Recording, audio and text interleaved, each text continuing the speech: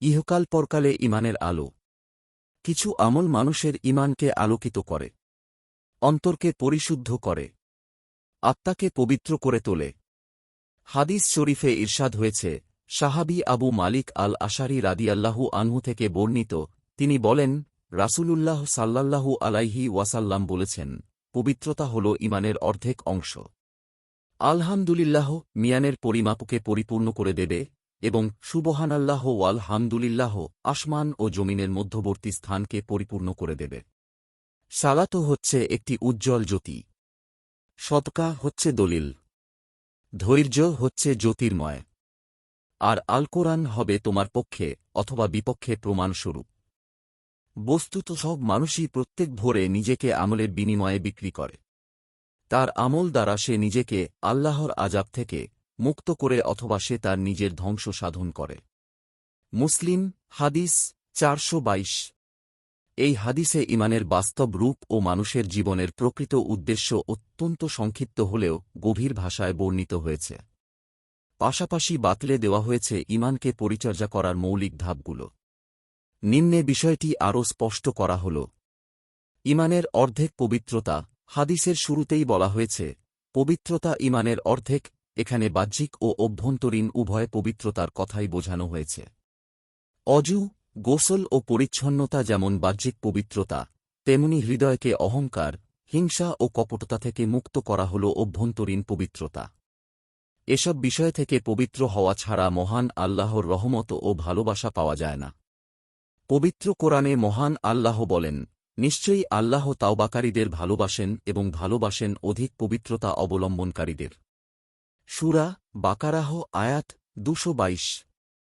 অতএব ঈমানকে পূর্ণাঙ্গ করতে হলে এবং মহান আল্লাহর রহমত ও ভালোবাসা পেতে হলে মানুষের অন্তর ও আচরণ উভয়কেই পরিশুদ্ধ করতে হবে। সালাত মানুষের জীবনের আলো। মহানবী সাল্লাল্লাহু আলাইহি ওয়াসাল্লাম নামাজকে মানুষের জীবনের জ্যোতি বলেছেন। এর কারণ হল নামাজ মানুষের অন্তরকে আলোকিত করে তাকে সঠিক পথ দেখায়, অশ্লীলতা ও মন্দ কাজ থেকে বিরত রাখে। পবিত্র কোরআনে মহান আল্লাহ বলেন, নিশ্চয়ই সালাত অশ্লীলতা ও মন্দ কাজ থেকে বিরত রাখে। সূরা আল-আনকাবুত আয়াত 45। যে ব্যক্তি পরিপূর্ণ ইখলাস ও খুশুখুজুর সঙ্গে নিয়মিত নামাজ আদায় করে, তার চরিত্র ও আচরণে সেই আলোর প্রতিফলন দেখা যায়। তার কথাবার্তা, কাজকর্ম ও জীবনধারা সবই আলোকিত হয়ে ওঠে। সদকা ঈমানের প্রমাণ। হাদিসে বলা হয়েছে, সদকা বুরহান অর্থাৎ সদকা ঈমানের প্রমাণ। মানুষ আল্লাহর প্রতি অগাধ বিশ্বাস থেকে তাঁর সন্তুষ্টির আশায় নিজের কষ্টার্জিত সম্পদ ব্যয় করে। এটি তার অন্তরের বিশ্বাসের বাস্তব প্রমাণ হয়ে দাঁড়ায়।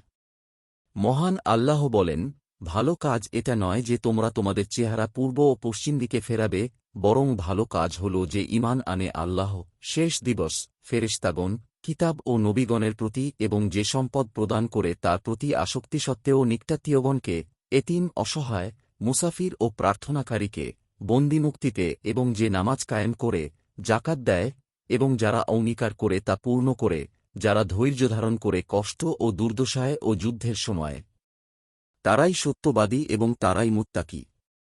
সূরা বাকারাহ আয়াত 177।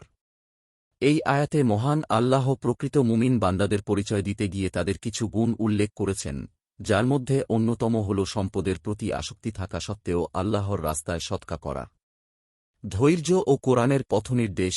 হাদিসে আরও বলা হয়েছে, ধৈর্য উজ্জ্বল আলো। মানুষ যখন আল্লাহর পথে কষ্ট সহ্য করে, পাপ থেকে বিরত থাকে এবং বিপদের সময় ধৈর্য ধারণ করে, তখন সেই ধৈর্য তাকে আলোর পথে পরিচালিত করে। পবিত্র কোরআনে মহান আল্লাহ তাঁর বান্দাদের ধৈর্য ও নামাজের মাধ্যমে সাহায্য প্রার্থনার নির্দেশ দিয়েছেন। সূরা বাকারাহ আয়াত 45। এছাড়া কোরআন সম্পর্কে বলা হয়েছে, এটি মানুষের পক্ষে বা বিপক্ষে সাক্ষী হবে। যে ব্যক্তি কোরআনের নির্দেশ অনুযায়ী জীবন পরিচালনা করবে, কোরআন তার পক্ষে সাক্ষ্য দেবে, আর যে তা অবহেলা করবে, কোরআন তার বিরুদ্ধে সাক্ষ্য দেবে।